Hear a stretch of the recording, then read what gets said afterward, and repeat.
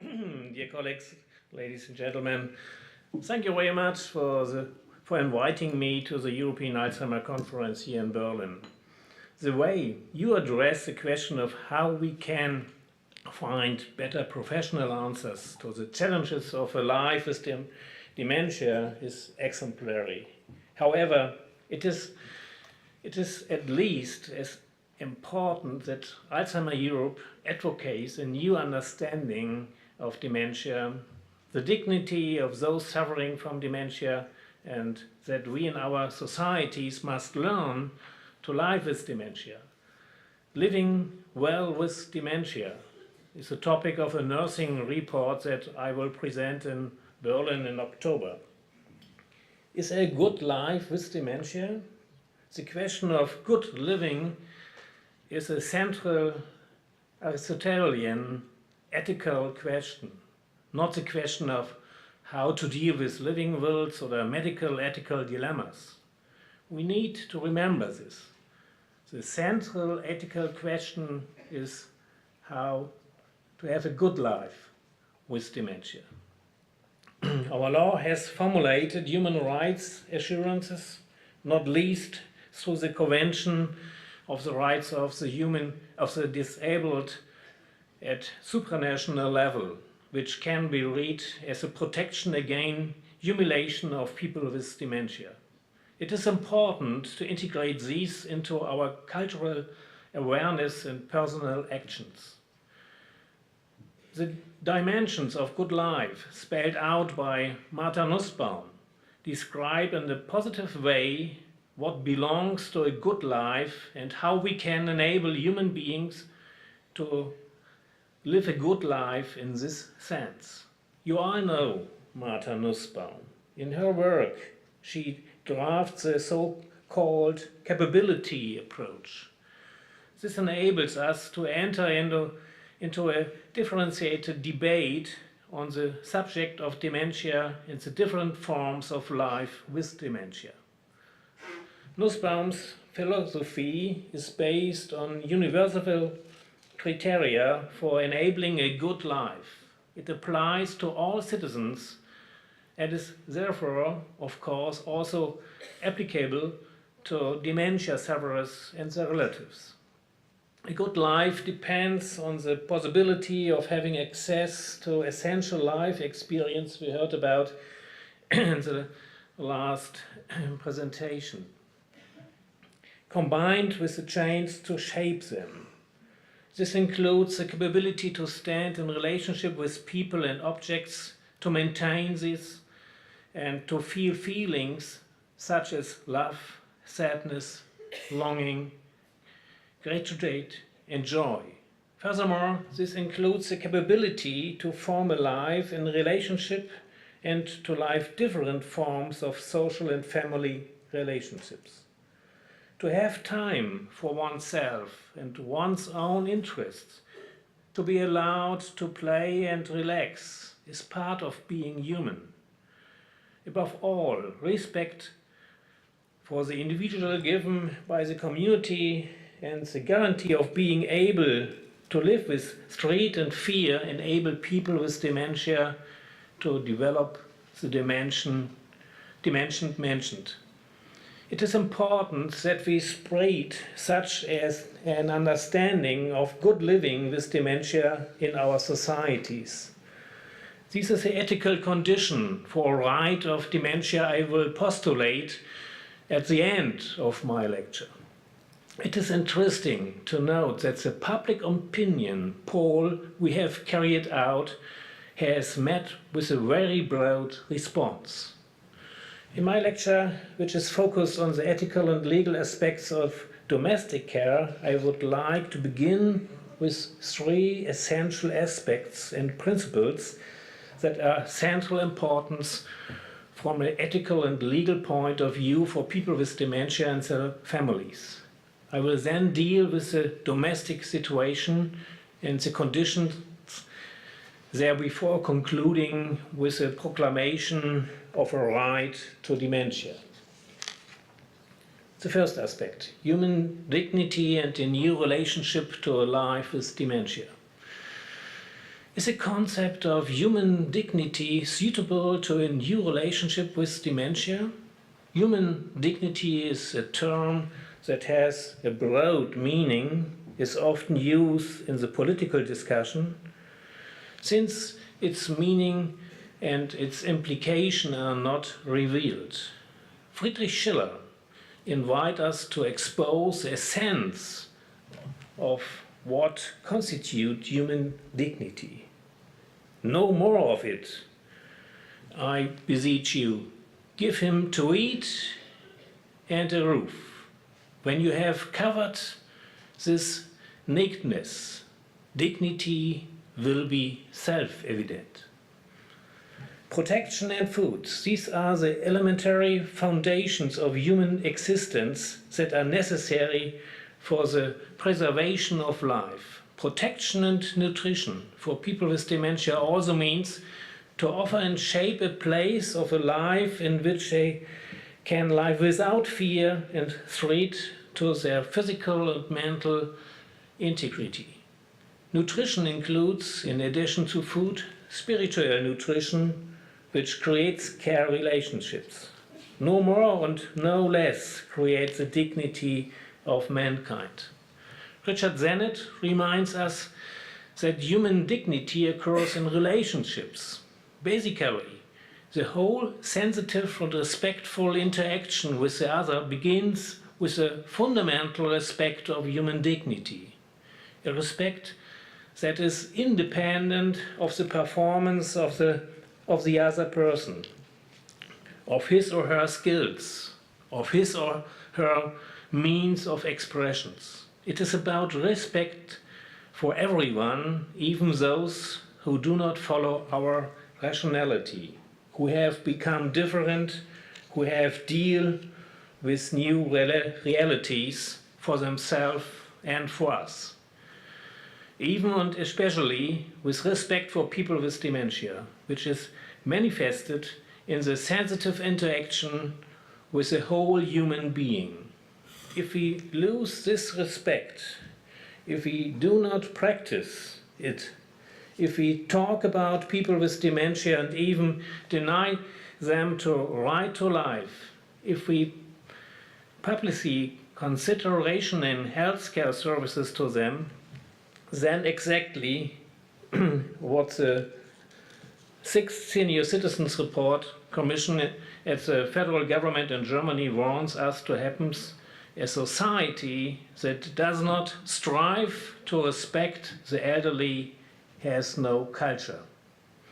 It is a cultural challenge to develop images of a dementia, of people with dementia, which are marked by respect, and this not only from a distance but also in everyday encounters and interactions. This cultural approach to dementia is also central to home care. This respect is expressed in the two sides of human dignity: respect for privacy, retreat and belonging, and the importance we give to people with dementia in our lives. The principle of human dignity also encompasses a social dimension, however, which is consolidated in the assurance of belonging and participation.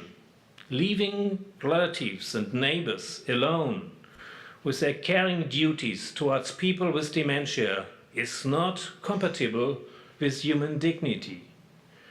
Belonging becomes tangible in appreciated interaction, the meaning that people have in the life of others and in the experience of being part of a relevant community and society. The latter aspect once again highlights the relationship between people with dementia and those who are important to them. Dignity is not a state, but a social relationship that does not allow the slightest fluctuation in the balance between self-esteem and the affirmation experienced by others. This is how Le Breton puts it. This would describe some significant dimensions of dignity which give the term continuous and at the same time give meaning to our interactions with people with dementia. The second aspect, dementia and participation. The spirit of the ICF, the International Classification for the Functioning Skills of Persons with Disabilities, participation is about enabling people to participate in society in a way that is subjectively and fundamentally meaningful, not just any kind of membership that is possible, not even desired. The important questions from the point of view of participation and a dynamic concept of disability are the questions on participation. How can it be promoted? How can barriers to the environment be broken down? And how can behavioral patterns be influenced? How to ignorance, prejudice, and the feeling of foreignness turn into an open-minded contact? How do you manage the experience and the address people with dementia as neighbors and friends, as community members and fellow citizens? Disability is curable is one of the slogans of the disability movement. From the point of view of people with dementia, this means that we as society must learn to interact with people with dementia, to give them our respectful and sensitive attention. In this respect, the claim to participation implies a lot of individual, collective and social activity. Participation in traffic, consumption, church and cultural life are all dimensions of participation. In other words, participation is what is elementarily important to people, and this also and especially under conditions of vulnerability. Learning to see people with dementia from a perspective of participation does not focus on the disease, which cannot be denied under any circumstances. The perspective of participation opens up the view of people with dementia as people with disabilities endowed with rights, not equated with age, not reduced to nursing care, and not handicapped in many ways by society.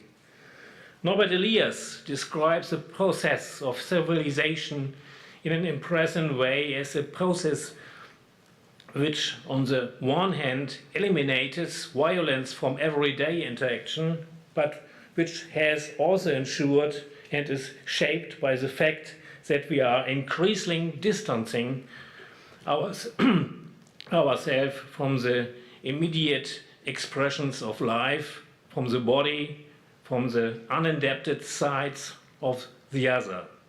We feel embarrassment and shame.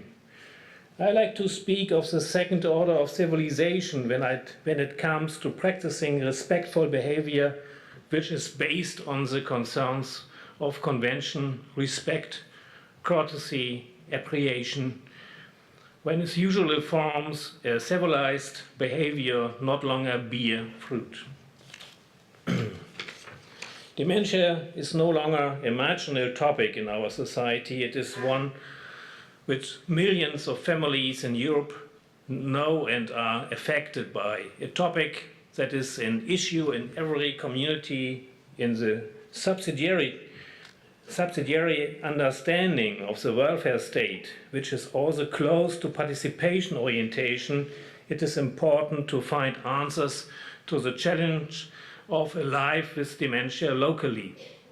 This is also happening in families, in neighborhoods, in parishes, in new forms of housing, and in provision concepts in care homes. The third aspect, human dignity and retreat. That is how I come to the opposite concept of participation, withdrawal. We learn that the external present is by no means all that is important for people with dementia. It is also the inner experience, consistent snapshots, a distant present that can determine the quality of life for people with dementia. Entering in a cocon of silence and inner experience can also be seen as a self-protection, as a salutogenetic defensive attitude, which should also be met with respect and which can only be broken through with a great deal of interactional creativity. This is not easy for relatives who have to cope with the worry alone. Respect, in Richard Sannett's view, means showing fundamental respect to others, and which includes accepting retreat.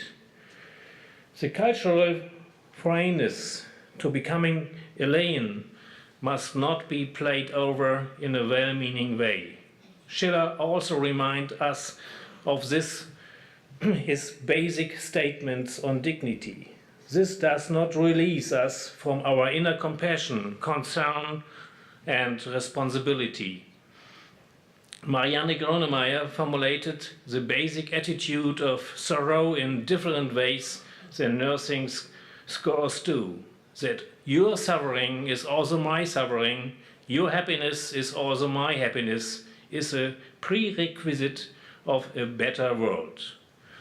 A culture of care that includes this dimension will not be able to offer answers to the question of care for people with dementia that are based on fundamental respect, just a little as it will it be able to offer answers to the question of care for people with dementia that are unable to resonate between withdrawal and the individual needs for participation.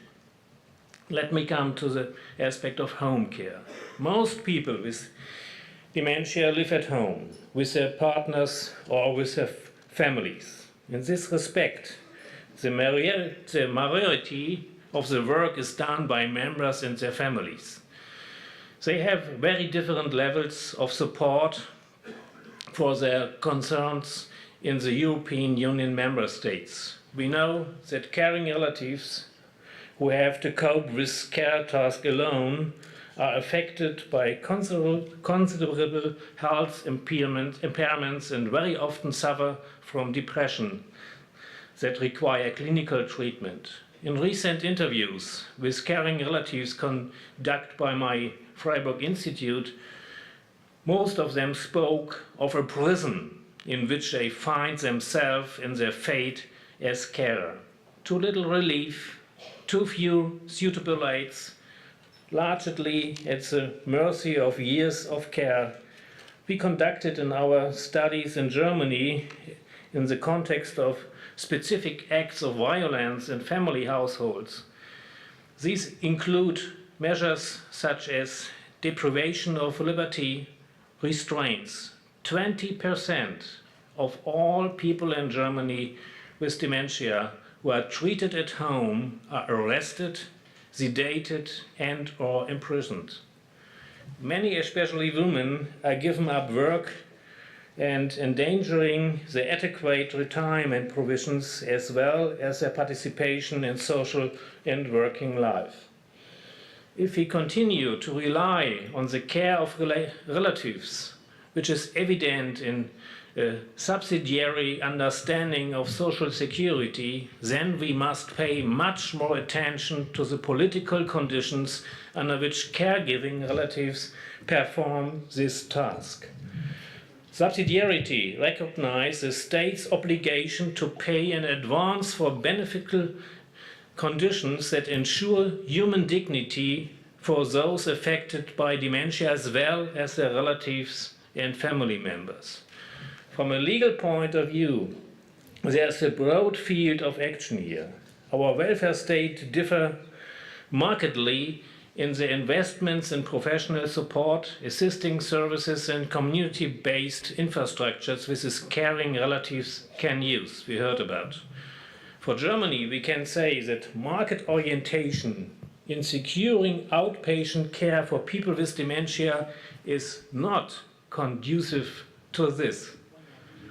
The focus is not on the logic of the living environments and the needs of the household concerned, but rather on billable benefits when it comes to the financing and granting of domestic aids.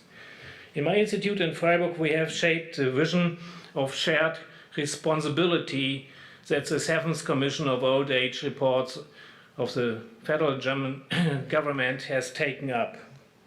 It is essential to create conditions for family members and other supporters to be able to share their care responsibility with others, with professionals, assistants and volunteers. Yes.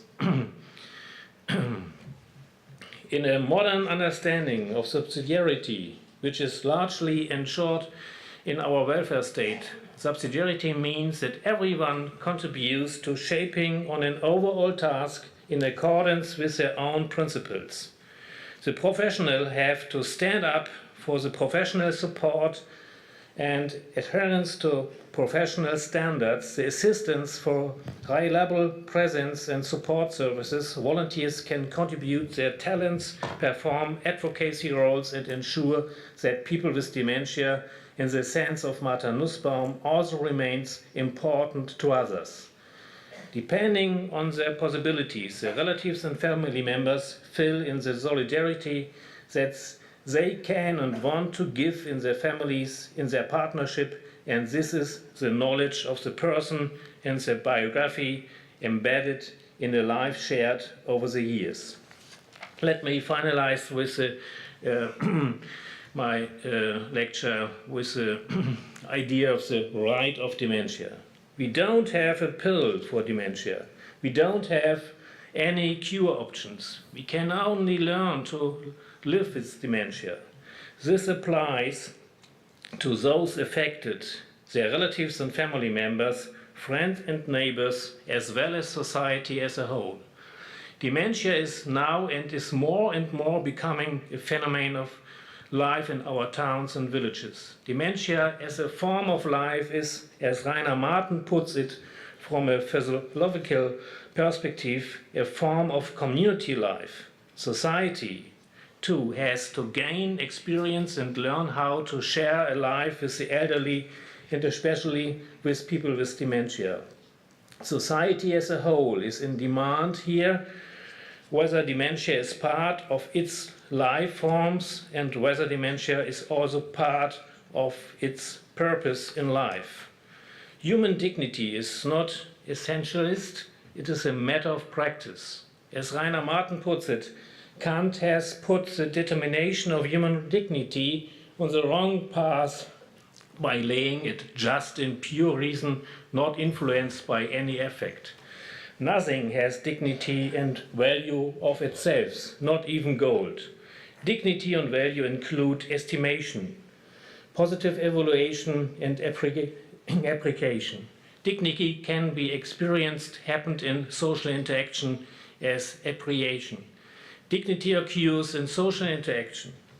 If we understand a life with dementia as a form of life, if we value people with dementia, and if we realize this appreciation in our life division, then this is an expression of the recognition of a life with dementia. In colorful society, in the society in which no one is to be denied dignity, there is a right to dementia, just as a form of life. This right to dementia is not only appealing, it challenged everyone, including the state, in its responsibility for the effective protection of human rights and the safeguarding of conditions for participation. There is still a lot to be done here, especially at the home care sectors. Thank you for attention.